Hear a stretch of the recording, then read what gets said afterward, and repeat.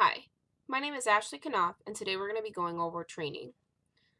Employee training is critical for helping new employees succeed in their roles, as well as helping the company provide great customer service.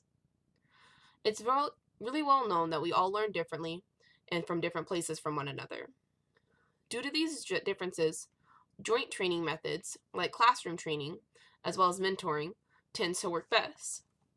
This combination is a great way to ensure that employees are properly trained and prepared before going into call production. During this presentation, we will cover why a joint method of classroom training and mentoring is the best method to use in a call center environment. During classroom training, it is important that an employee gets to know the company, your job basics, systems, and resources. I think it's all known that in classroom training, you get all the basics that you need. You get that manual, you get their benefit rundown, you get to know about the company that you're working for, their history. During this period, you will also learn about the job basics, what it is you do on a day-to-day basis and what is expected of you to do on that day-to-day basis. What kind of systems you'll be using and how those systems look and kind of feel, and what resources you have available to you to do your job, be this a dictionary, a resource, a database, anything like that that you may need to use when you get out into the floor. During classroom training with my company, it is a 2-week period for the student loan department. This is something that I've been through. I have not ever taught, but I've definitely been through it, and it works. I am a good fan of the classroom training. You get, again, your binders, you get your notebooks, just different resources available to you, note cards, flashcards, paper procedures, links to online procedures, which are all very helpful. After you move out of classroom training, this is where that second part of the training comes in, that dual training of mentoring.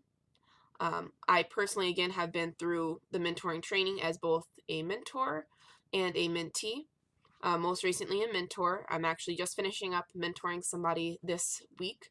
It's been a fun process watching them, come from just knowing the very basics of the job to, being able to take a full call and being graded at the same level that I'm being graded on my calls. The mentoring stage has, I say, 4 main parts. Listening when you first get out onto the floor, navigating as you move further, and then speaking and closing up with call coaching and continued learning, which is a big part of the mentoring process. During the first process of listening, mentees or new trainees are put out onto the floor with a different person every day. These rotating mentors help the new trainee learn that it's not always done the same way, and that's fine. It's great to hear how different people interact with customers, how they empathize with customers, how they have their screens set up, how they have their system set up. How are they taking notes on these calls? What do those notes look like? And how do those notes feel to you, as a new employee? During the listening period, it's also great because you're getting those call walkthroughs. You're hearing those live calls that you don't get in training, those real life situations that you don't have in the dummy systems. You get to enter in those requests and see what those look like and hear, from actual customers and how they're feeling and, how these loans are impacting their life. It's great also during this period that you get a time of after call work. That's, as long as you need from, just 30 seconds to 20 minutes to go through that call and say, like, what questions did you have? I didn't know what that customer was stating. Did we have anything more we could have offered that customer? Is there anything I could do to help customers like that in the future? What is available to these people? The next stage is navigating. At this step, the mentor takes a step back. They sit, next to their mentee, and they get a little ruler. It's a little ruler. You get a point across because it's hard to reach when you're, sitting behind someone and just kind of watching over their shoulder. At this stage, they do have a fixed mentor. Managers typically apply these mentors on who's the best fit, like not just personality wise, but work wise. Personally, this most recent time I got paired with someone who was very strong on empathy, but not on job knowledge, which is good for me because I'm not the most empathetic person, but I am very good on job knowledge and procedure. So it's building to her weaknesses to make her the strongest candidate possible. So she has that empathy part. She just needs help on getting the most strong answers and being able to follow those procedures. I can help do that.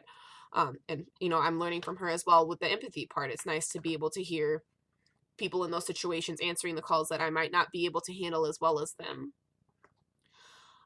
During this time, that fixed mentor is going to be still speaking from, again, behind the mentee. The mentee gets to run the full system. They get to submit any requests that are being submitted. Anytime they need to search anything that's being searched by the mentee. They still do have after call time to ask questions and to submit the requests they may have not been able to do on the call. As a seasoned representative, I am able to go through a call without needing to look at the screen very much. So I can do, let's say, a whole forbearance request without needing to read question by question down the line. Yes, no, yes, no. So we might need to go back and check some of those boxes after I receive all the answers that are needed after the call, as I do want to be able to handle the customer's, requests without impacting them. They shouldn't have to wait longer because someone is new, they're listening and learning.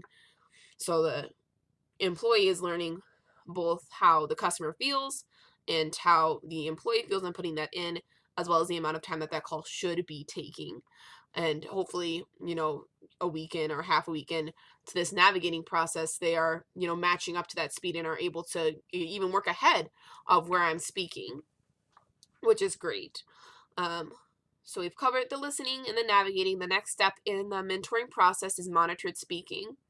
At this point, both the mentee and the mentor move to the mentee's desk. They get to set up their desk how they want to. They're using their setup how they prefer their desk. They've previously been using their mentors. In my case, I just let them change it so that way they can get used to it beforehand. But at this stage, this is what it's mandatory at this point, that they're using their setup how they'd prefer to be set up. At this point, I'm still plugged in. I can still hear both sides of the conversation. My microphone, however, is, turned off and flipped up. So that way, the mentee is taking over all of the speaking and answering of questions. At this point, it's very limited instruction. I stop using my ruler. I'm not pointing at what screen you need to go to. I'm not telling you, on my whiteboard what procedure that you need to be looking up. This is something that they should know and be able to do pretty well by themselves. We are there for a reason. We want to make sure that the calls are going properly, that they're being able to answer these questions, and that they know where their procedure is. So they do get limited after call time, just what they need to wrap up that call. We're not going to go through a blow-by-blow of what should have been done. We're not going to go through that blow-by-blow of, how you could have handled that differently. Just quick tips, quick pointers. You handled that call well. This is what I would change. Let's move on. However, at this point, you do get an end-of-day debrief. 15 minutes just with you and your mentor to go over any questions that you had throughout the day. This account was really hard for me. This procedure I couldn't find, and you said we would double back to. What would you do in the situation? So we go over those for about 15 minutes, and then we meet up with all of the other people who they were in classroom training with. This group session and group meeting does give them opportunity to ask questions and get answers in a judgment-free area. So it's not always the easiest to ask questions in a one-on-one situation. And maybe, a lot of people are having the same questions that they didn't learn in their side-by-sides or in a classroom situation. It's a call center. You can't get all the calls. So maybe you haven't had that type of call yet, and you just want to hear of someone's experience who has had that call and what type of answers they have been giving. That is very nice to go through at the end of the day debrief. The last part of mentoring is the ongoing learning part. Again, that's something that I'm still going through, call coaching and continued learning. At this point, you have very limited meetups with your mentor. Maybe just once a month, you listen to some recorded calls together, both the mentors and the mentees, and you talk about those calls and how you feel about those calls, what you would have done differently, that type of stuff. Very brief meetings. Mostly supervisor coaching and mentoring at this point.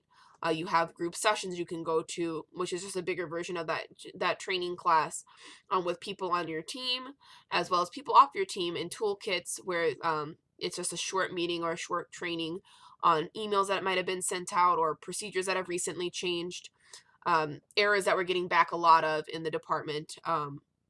Just a general information session are those toolkits and group sessions. Lastly, our team meetings. When I first started, our team was like 7 people, and now we're about like 21. So we're all 21 of us get in a room. We go over what has happened in the last week, what type of trends that we're seeing, what types of problems that we're having, difficulties with emails that we might have received, and just generally, a good spot to be for getting that elaboration that you may have needed and not received from emails or updated procedures. This continued learning goes hand in hand with that step-by-step mentoring process, listening, navigating, monitoring, speaking.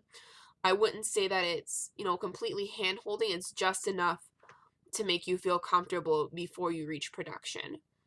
So again, classroom training, all of your basics, all of the things that you would need to know. That mentoring process, how it's actually done, what it looks like in real life, the stuff that training can't cover and that there wouldn't be any time for. As in a call center environment, calls are basically one-off situations nearly every time. You learn something new every day.